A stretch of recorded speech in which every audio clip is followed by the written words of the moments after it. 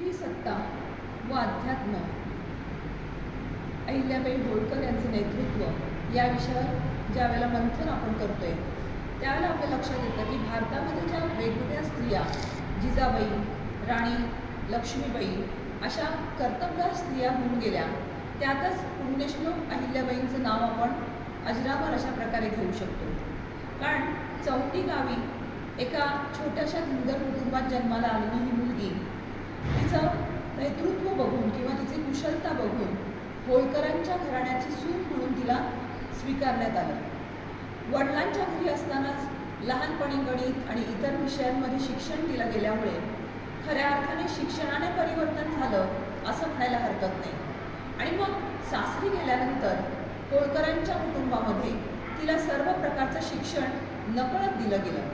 त्याच्यामध्ये मोडी लिपी, वेगवेगळ्या भाषांचा अभ्यास, गणिताचा अभ्यास हे करत असतानाच युद्धकुशल अशा प्रकारचं नेतृत्व या छोट्याशा मुलीच्या अंगात आपोआपच बिंबत गेलेलं दिसतं.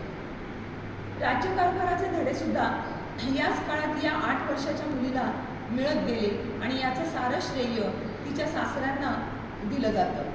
होळकरांनी या मुलीला लहानपणापासूनच राजकीय आणि युद्ध निपुण अशा प्रकारचं शिक्षण दिल्यामुळे पुढे आपोआपच ती या संपूर्ण गोष्टीमध्ये राजकारणामध्ये तरबेज झालेली पाहायला मिळते. दुर्दैवाने या मुलीचा ज्या वेळेला 8व्या वर्षी लग्न झालं त्यानंतर नवऱ्याचा अकाली मृत्यू झाल्यामुळे आपोआपच त्या तत्कालीन परिस्थितीनुसार ती सती जाण्यास निघाली. पण सासऱ्यांनी मात्र तिला सती जाण्यापासून प्रतिबंध केला आणि हा साम्राज्याचा डोलारा तुलाच सांभाळायचा आहे अशा प्रकारची शिकवण तिला तिच्या मनामध्ये बिंबवली. आणि हळूहळू अहिल्या एक कर्तबगार स्त्री म्हणून राजकारणात काम करू लागली. राजकारण करत असताना युद्ध कौशल्य, युद्धामधल्या बारीक सारीक गोष्टी, म्हणजे एखाद्या ठिकाणी युद्ध होणार असेल तर तिथे लागणारी सामग्री, त्या सामग्रीला लागणारा पैसा किंवा एखादी हुंडी, त्या हुंडीचा विनियोग कसा करावा हे अतिशय सुंदर प्रकारे अहिल्याबाई करत असे. आणि हे करत असतानाच धार्मिक गोष्टीसुद्धा तिच्या हातून अतिशय चांगल्या प्रकारे होताना दिसतात. अहिल्याबाईचा एक आपण पूर्वापार फोटोच जर पाहिला तर पांढरी शुभ्र वस्त्र, डोक्यावर पदर आणि हातामध्ये शिवलिंग घेतलेली ही अहिल्याबाईची आध्यात्मिक अशा प्रकारची मूर्ती मनावर नकळत आपल्या ठसते. आणि त्याचाच वापर तिच्या संपूर्ण कारकिर्दीत तिने केलेला आपल्याला पाहायला मिळतो. म्हणजे अगदी कन्याकुमारीपासून रामेश्वरपर्यंत, जगन्नाथपुरी, काशी किंवा गयेमधलं बुद्ध मंदिर अशा अनेक मंदिरांचा जीर्णोद्धार अहिल्याबाईंनी केलेला आपल्याला पाहायला मिळतो. फक्त मंदिरांचा जीर्णोद्धार नाही तर त्या मंदिरांच्या नदीच्या काठावरचे घाट बांधणं, विहिरी बांधणं, धर्मशाळा बांधणं अशा प्रकारचं काम अहिल्याबाईच्या कारकिर्दीत झालेलं आपल्याला पाहायला मिळतं. आणि या कामाची दखल घेण्यासाठी खास माणसं नेमली जायची. फक्त माणसांसाठीच नाही तर पशूंसाठी सुद्धा अतिशय सुंदर असं काम अहिल्याबाई त्या काळात करताना दिसतात. वेगवेगळ्या ठिकाणी माळव्यामध्ये पाण्याचं दुर्भिक्ष असल्यामुळे पाणपोळ्या चालू केलेल्या पाहायला मिळतात. तसंच पक्ष्यांना दाणे टाकणं, अगदी मुंग्यांना सुद्धा साखर टाकली जायची किंवा नदीतल्या पाण्यामध्ये जे मासे आहेत त्यांना पिठाच्या गोळ्या करून टाकल्या जायचं. असं प्राणी, पक्षी, माणसं या सगळ्यांचं लक्ष अहिल्याबाई घेत असे.